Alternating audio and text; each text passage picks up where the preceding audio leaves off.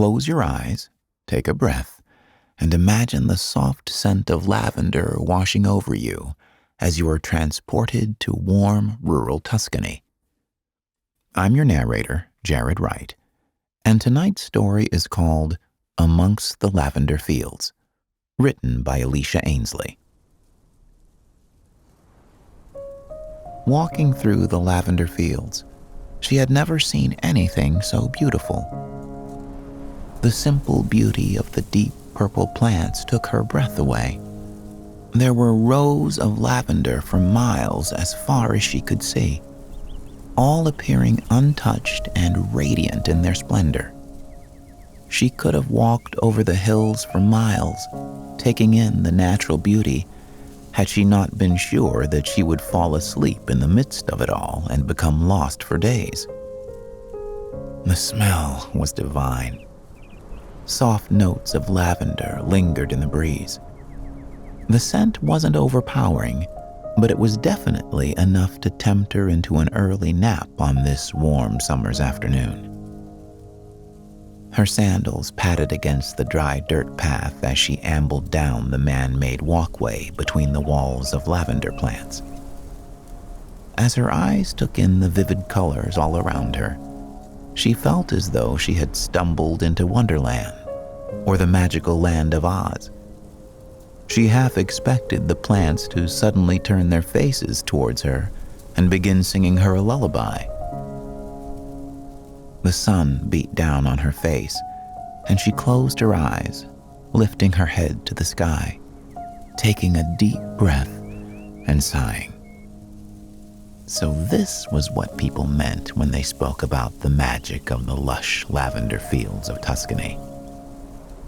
Their natural beauty, their gentle scent, and the way they made all of her cares float away.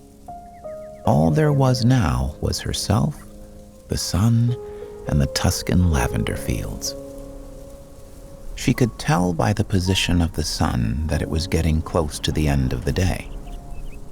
The sun was already beginning to sink lower in the sky, heading for its western retreat for the evening. She should probably start to head back to the villa before it became too dark to find her way. She turned back on herself and started to make her way up towards the villa on the hill.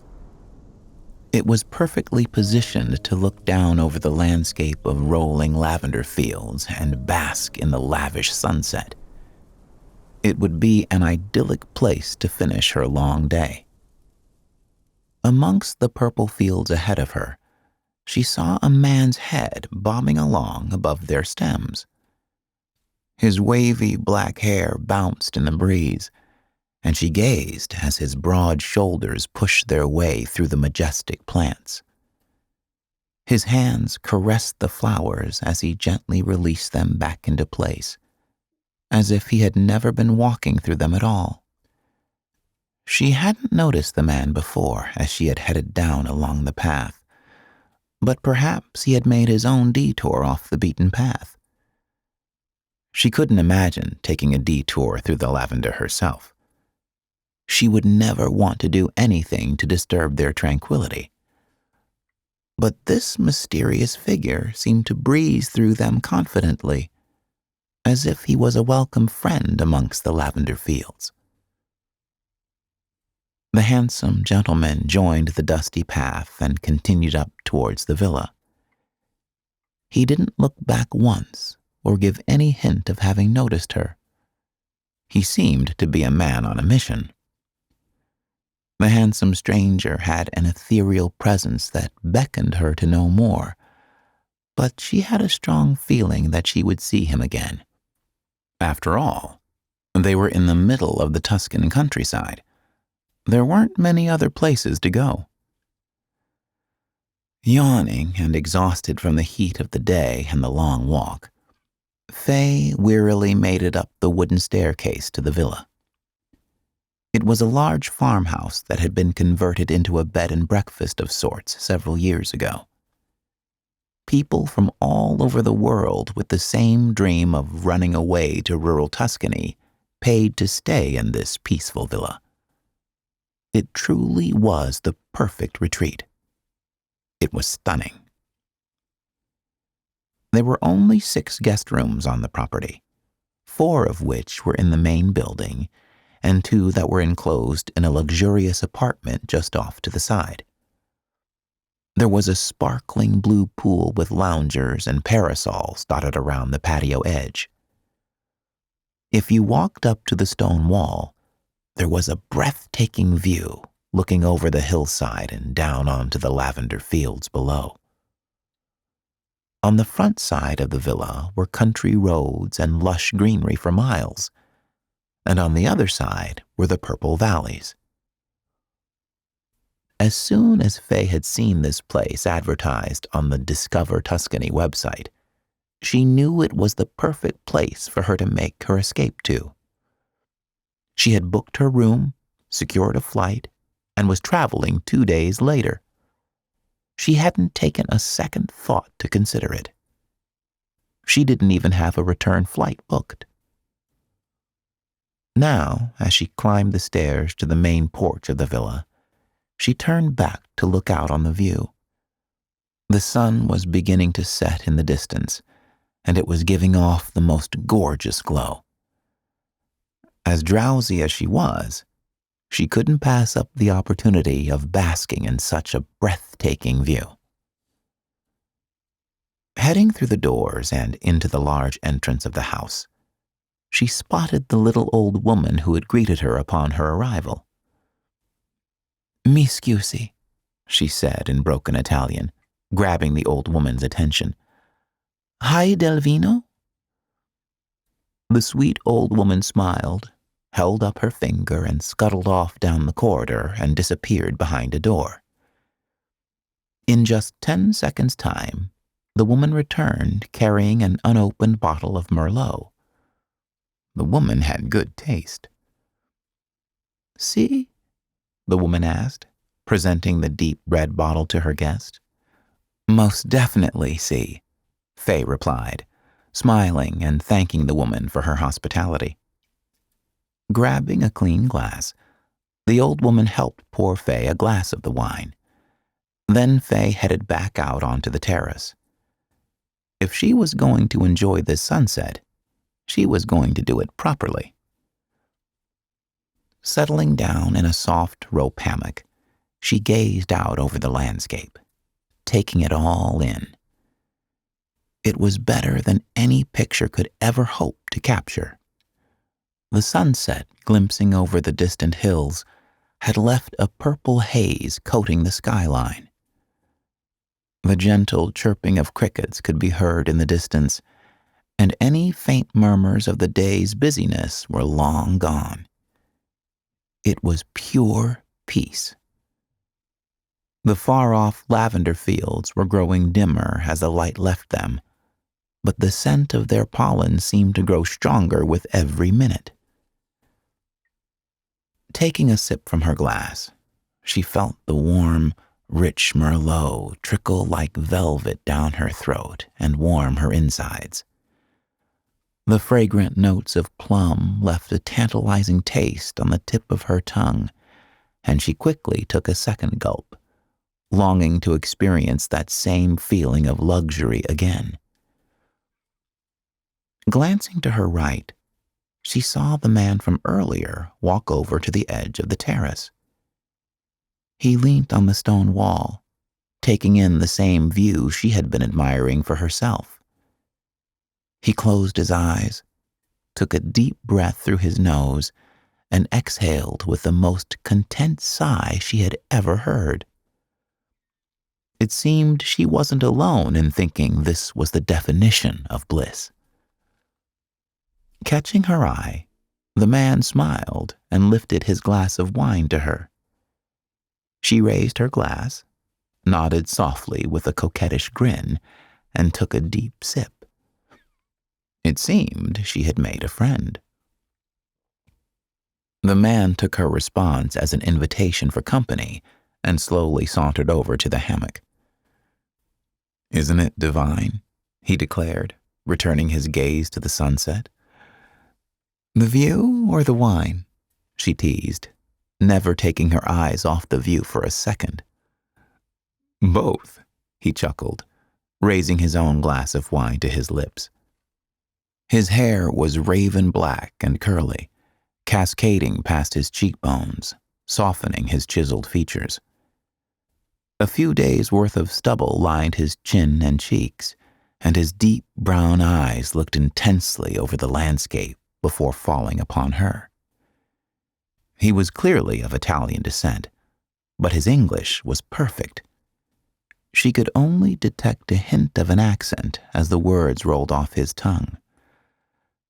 "So, what brings you to Tuscany?" It was a complicated question, one she wasn't entirely sure how to answer to a stranger. "Oh, I just needed to get away from it all," she replied vaguely. "What about you? What brings you to this part of Tuscany?" Running his fingers through his hair, he chuckled and replied nonchalantly, "I own this place." Faye's eyes widened with surprise. The young, handsome man she had seen owned the villa. He didn't look old enough. Well, she guessed that explained his familiarity with the lavender fields. "Wow, I never would have guessed you owned this place," she ventured. "You seem just like the rest of us holiday makers, so content and relaxed." "Well, it isn't exactly the most stressful way of life," he grinned. "I grew up on the farmland. My grandfather owned it. He taught me everything about the land and how to nurture the lavender plants. He had such a passion for it, and he passed that passion on to me. It made sense that I should take over from him once he had gone." "Did you want to take over from him?" she asked, before cringing as she realized it was quite a personal question to ask a stranger.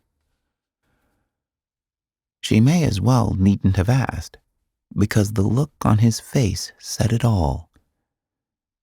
As he looked out on the landscape, he looked like a man who had everything he needed right there, like a king looking out on his kingdom, knowing that he was doing a marvelous job.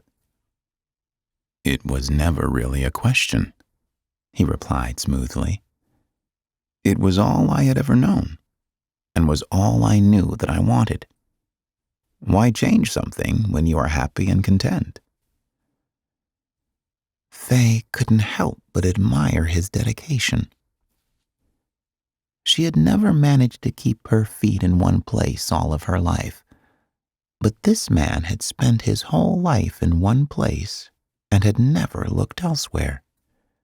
Maybe that's why this man seemed so at peace, and she was on a trip to try save her soul and her sanity. He had found home, whereas she had never found hers. "Well, there are much worse places to spend your life," she said, raising her glass. As their glasses clinked in agreement, she realized that she hadn't even asked the man his name. "I'm sorry, I haven't even asked for your name," she blustered, feeling a teeny bit woozy from the wine. The heat must have made her tolerance lower. "I'm Faye." "It's a pleasure to meet you, Faye. My name is Lorenzo." His piercing brown eyes locked with hers, and Faye felt an overwhelming feeling like he was looking directly into her soul.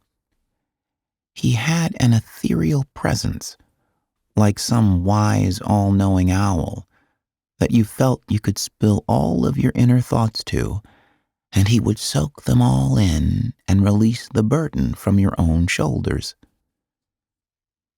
Admittedly, it was a lot to assume for the first time of meeting someone. Perhaps she was associating him with her peaceful surroundings, or maybe she was so desperate to find somebody to speak to that her mind was creating an idyllic persona for him. Whatever it was, she felt relaxed in his presence, The pair continued to talk for a good hour, taking in the glorious sunset and getting to know each other.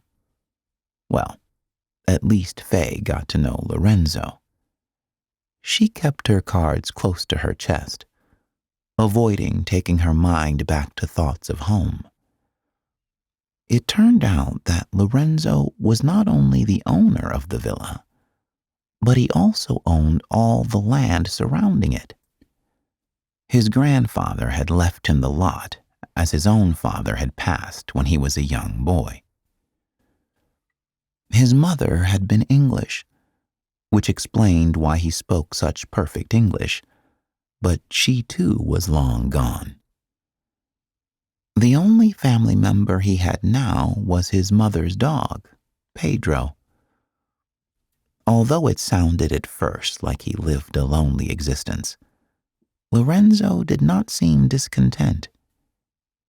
He had a good relationship with the locals in the nearby village, and he loved to get to know all of the people who came to his villa. "It is my way of seeing the world from the comfort of my own home," he smiled wistfully. Faye was in awe of this solitary man. He could only be in his 30s, but he was wise beyond his years and content in his ways. She couldn't help but feel like she wished some of Lorenzo's maturity and wisdom could rub off on her. Maybe then she wouldn't feel the need to run away from her life every time she faced an obstacle. Darkness began to set in, and the rich red wine was starting to make her lightheaded. Reluctantly sitting up from the hammock, she began to head towards the door to the villa. She could very easily have sunk into the hammock and stayed there all night. It was such a warm night, she probably wouldn't have realized she was outside until the morning sun broke. "In the morning, you should head into the village. Take one of my bicycles and take the main route. Early morning is the best time of day to experience real Tuscany," Lorenzo said, bidding her good night. "Noted," she smiled as she headed indoors. As she walked away, she felt his eyes following her, and she felt a warm, giddy feeling rise in her stomach. "Don't get carried away, Faye," she thought to herself. "His job is to speak to his guests.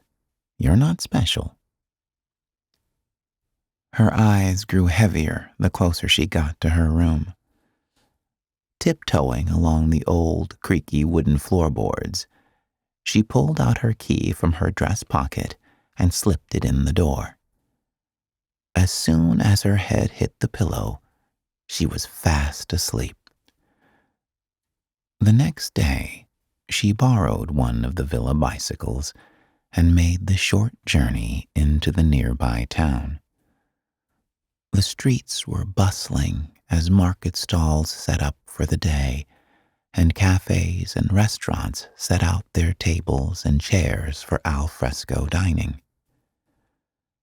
Faye followed the smell of fresh coffee to a quaint little cafe tucked away in a stone courtyard.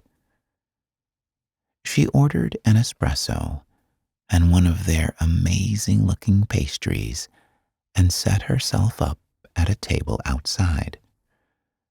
She had brought a book to read. However, this morning it wasn't tempting her. Instead, all she wanted to do was people watch. She watched the locals greeting each other on their way to work. She saw the tourists checking their maps. They most likely were seeking the town's Catholic church, known for its rich history and stunning painted glass windows. Apparently, it sat on a hilltop looking down on the town, acting as protector from any bad tidings, although this clearly didn't help when the town was conquered by Napoleonic France back in the 18th century. I guess nothing is completely safe, she thought to herself. She finished her coffee and began walking through the town square, bobbing in and out of market stalls and admiring all of the local goods on sale. There was beautiful hand-painted crockery for sale, wicker baskets and colorful sun hats, jewelry and dresses, and piles of fruit and vegetables that would last you the year. There was one small art stall with a slender young Italian woman sat out front. She was sat lazily in a chair, eating a baguette and chatting animatedly to the older gentleman who owned the bag stall next door. She clearly wasn't in any rush to sell a painting, as she didn't even bat an eyelid when Faye approached her stall to admire the artwork. Classic oil paintings of small streets, river views, and the town market itself jumped off the paper at her. They were all simple but beautiful. One painting particularly caught Faye's eye. It was a small, lush tree with overhanging leaves that almost billowed to the ground. It sat at the top of a hill and looked down over the town below. She didn't know why the artist had placed so much significance on the tree in the midst of all the splendor of the picture, but it called out to her. Faye was startled out of her daydream by a sudden, "Fantastic work, no?" She looked over her shoulder to find Lorenzo standing behind her. "I love Martina's work." Faye blushed as she greeted him. She must have looked like such a foolish tourist wandering around the market he knew so well. "It is lovely," she said wistfully, gazing back at the portrait of the tree on the hill and pointing at it. "I think I like this one the best." "Good choice," Lorenzo said, raising his eyebrows. "That is a very special spot. 200 years ago, a prince visited our town and went to pray at the church on top of the hill. It is said that whilst taking part in Mass, his eyes fell upon a local girl, and she was so beautiful that he immediately fell in love. She was a simple farmer's daughter, so it was not deemed suitable for him to pursue her. However, he fell so madly in love with her that he couldn't bear to leave the town." Faye's brows furrowed teasingly. She liked a good fairy tale, but surely he didn't believe this was true. "He stayed in the town for 3 weeks with the intention of getting to know the girl better. After 3 weeks, his advisors insisted he must move on and return to his royal duties, but he couldn't bear to leave the woman he had fallen in love with. So it is said that the prince went to the church to pray and ask God what he should do. God spoke to him and told him to sit under the old tree, and he would know what to do. The prince found the tree and sat beneath its branches. He looked down on our peaceful town below. His heart was filled with so much contentment and love that he couldn't bear to look away. And at that moment, he knew that he could never leave. The prince passed on his royal duties and remained in our town with the woman he loved for the rest of his life." Faye chuckled and teased, "So if the prince lived happily ever after in this town, then where are his great-great-great-grandchildren today?" Lorenzo looked across the square and pointed at a building. Over there. His great-great-great-grandson is the local baker. With that, Lorenzo turned on his heels. Come on, I'll show you. Placing his hand on her back, he guided her through the bustle of the market.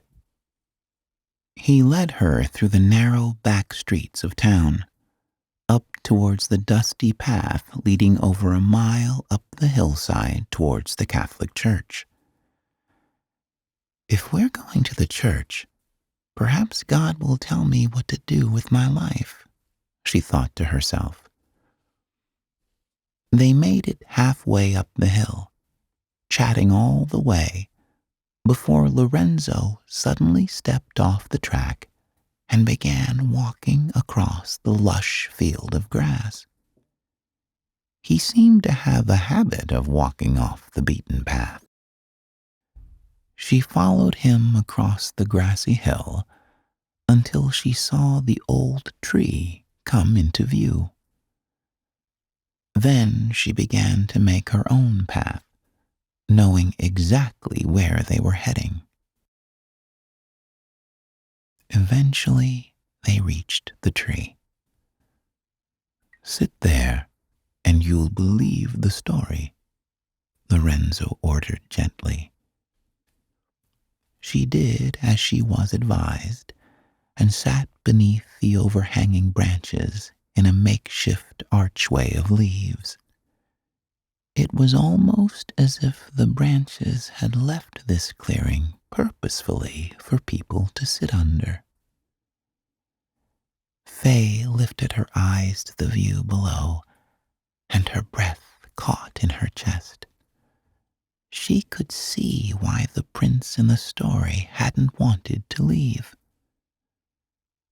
A sea of yellow and orange houses swarmed below, with purple flowers cascading from windows and rooftops. The lavender fields dusted the distant hills, and lush green lands spread for miles. There was no sound except for the faint chirping of birds and the chiming of the church on the hilltop. 10 chimes, 10 o'clock. She grinned at Lorenzo, and he beamed back proudly. Faye had a feeling that she, too, would struggle to leave this little town in Tuscany, just